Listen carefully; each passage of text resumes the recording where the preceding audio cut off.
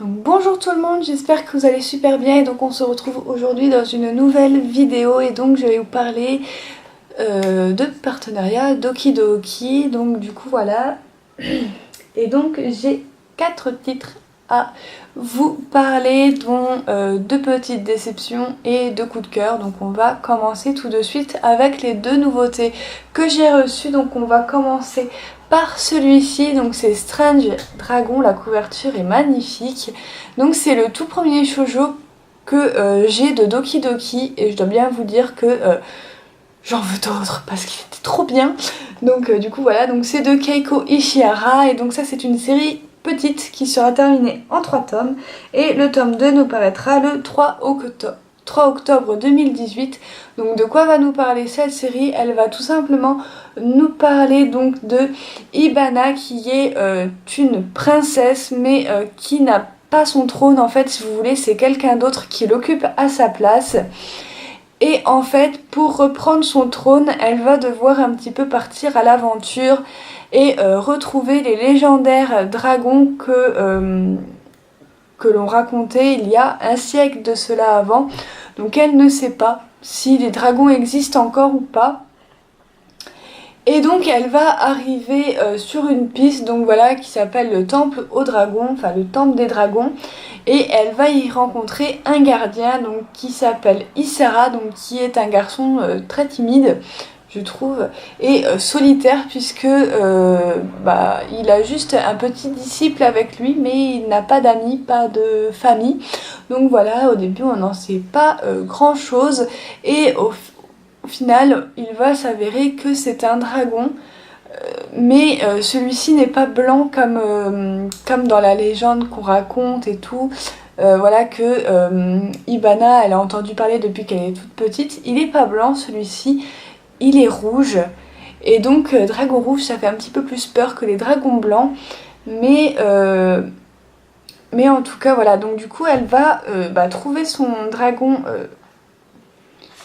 très très vite. Mais voilà, il va y avoir des petits conflits, si j'ai envie de dire, qui vont un petit peu au début se perdre de vue.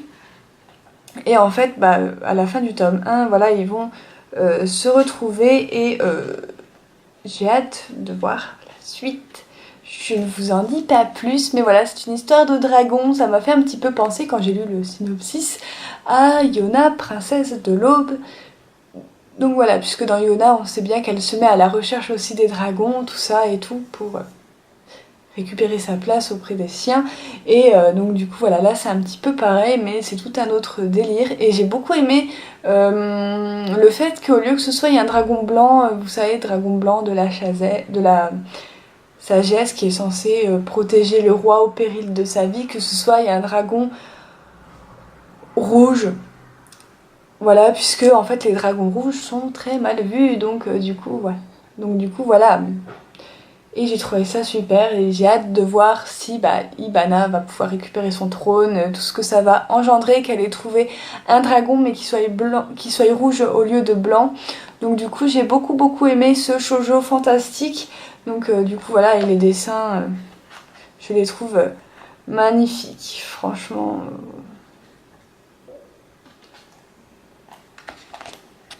Je vous montre une dernière petite planche, voilà, vraiment magnifique.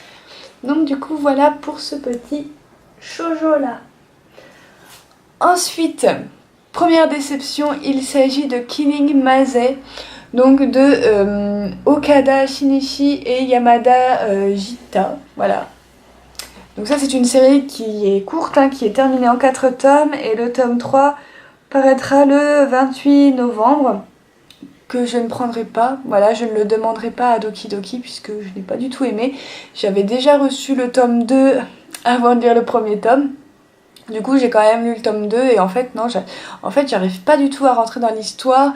Donc en fait ça parle de disparition en chaîne, des corps qui se transforment en diamants, des corps qui s'enflamment tout seuls, enfin voilà, et en fait c'est un système de jeu, de labyrinthe, enfin je me suis perdue en fait dans le synopsis, dans ce qu'il raconte. En plus l'héroïne est juste chiante parce que elle fait rat tout le temps et j'ai pas supporté dans un manga trailer etc tout ça, voilà, pour moi il faut que ça parle, faut que voilà, ce soit incertain et tout, enfin je suis vraiment pas rentrée dedans. Et voilà, je suis un peu déçue parce que la couverture est super belle, hein, franchement elle en jette et tout, mais non, je suis vraiment pas rentrée dedans. Même les dessins, voilà, ils sont plutôt jolis, mais je suis pas du tout rentrée dedans. C'est plus des missions pour retrouver quelqu'un qu'un trailer, pour moi personnellement. Certes, c'est gore, il y a du sang, mais je trouve que ça traîne en longueur, c'est très très long. Ça se répète beaucoup, donc du coup voilà, je vais pas en parler pendant 3 heures parce que je suis pas vraiment là pour descendre un manga, j'ai horreur de ça. Mais voilà, je pense que tout simplement c'est pas un manga fait pour moi, je pense que je suis passée complètement à côté du scénario. Voilà, le sort des personnages, ça m'a fait ni chaud ni froid, enfin voilà, c'est vraiment une déception du coup, mais bon en même temps je ne peux pas tout aimer évidemment. Donc voilà, pour un thriller noir inextricable, non. Tout simplement. Ensuite, nous arrivons avec 2 petites suites, donc je vais pas en parler très longtemps parce que ce sont des fins de série et que j'ai pas envie de vous spoiler.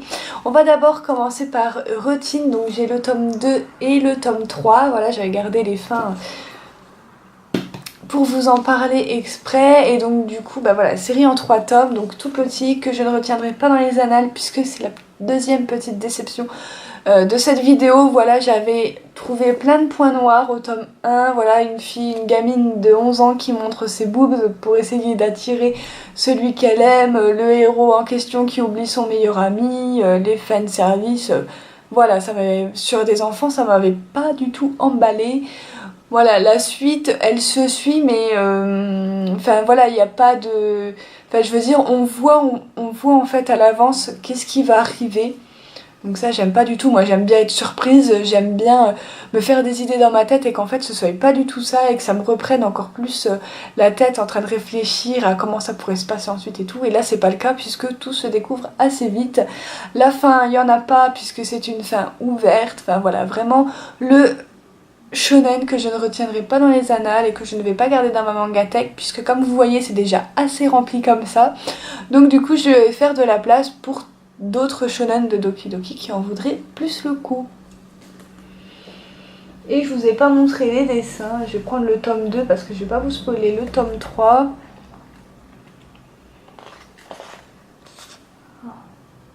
Donc voilà, on a le héros qui va essayer de sauver ses amis, de retrouver son meilleur ami pour éviter que le dôme n'apparaisse. Mais voilà, c'est trop... Il n'y a pas assez de suspense en fait. Bon, en même temps, c'est qu'une série en 3 petits tomes. Mais je connais une série bien meilleure pour du suspense et de la réflexion à vous en retourner le cerveau. Il s'agit de Drop Frame. Voilà, donc ça c'est la fin aussi. Donc il y a le tome 4 et il y a le tome 3 en dessous. Donc voilà, donc ça c'est de Narie Shinichiro, voilà, série en 4 tomes, toute petite qui vaut vraiment le coup, je vous le conseille.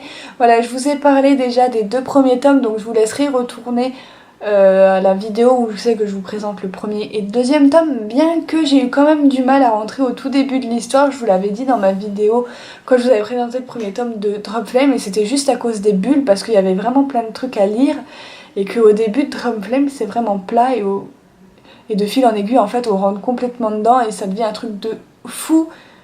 Voilà, et on a juste envie de se faire la série intégralement. Donc voilà, donc si vous l'avez pas encore commencé et qu'elle est sur votre liste, je vous conseille de prendre les 4 tomes d'un coup, hein, parce que sinon voilà. Et donc du coup voilà, il va y avoir de plus en plus de mystères. Donc on a toujours notre héros qui est mélangé dans son mois d'août. Voilà, donc il essaye toujours, étant bien que mal, de tout remettre dans l'ordre, les événements, tout ça, pour pouvoir sauver Lou. Donc du coup voilà, mais de fil en aiguille, ça va pas trop se passer comme prévu. Et voilà, dans le tome 4, bien évidemment c'est le dernier tome, donc tout va se remettre un petit peu dans l'ordre. Par moment j'ai dû relire un petit peu plusieurs fois un passage parce que je ne comprenais pas du tout où c'est qu'on allait, surtout vers la fin du tome 4, et finalement on comprend tout, on comprend qui est derrière tout ça. Donc voilà, c'est un truc de fou. Enfin voilà, pareil dans celui-là, on peut pas dire qu'il y ait une fin. Si, il y en a une, mais ça continue derrière. Enfin, je sais pas si vous voyez ce que je veux dire. C'est que certes, il y a une fin au scénario de base de ce manga, mais il n'y a pas vraiment de fin, voilà, où tout le monde vit en paix, en harmonie, ou alors c'est la fin, tout le monde crève. Non, c'est une fin complètement ouverte.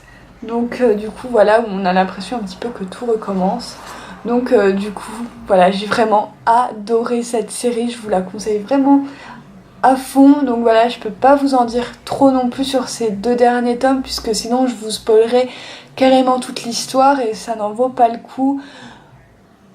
Donc du coup voilà, en attendant, c'était vraiment une très très bonne série en 4 tomes, une série que je vais garder pour le coup dans ma mangatech, parce que je pense que quand j'aurai un petit peu oublié l'histoire et tout ça, je pense que je la ressortirai très clairement de ma bibliothèque pour pouvoir la relire dans les années futures. Du coup voilà tout le monde, j'espère que ma vidéo vous aura plu. Si c'est le cas, n'hésitez pas à le petit j'aime, n'hésitez pas également à me dire dans les commentaires, vous, si vous avez lu un de ces titres, qu'est-ce que vous en avez pensé. Donc surtout pour Killing Maise et Routine, si jamais on a des avis complètement différents, n'hésitez pas à me le dire, moi je serais ravie de pouvoir en discuter avec vous. Et sur ce, on se retrouve très bientôt pour de prochaines vidéos. Bye!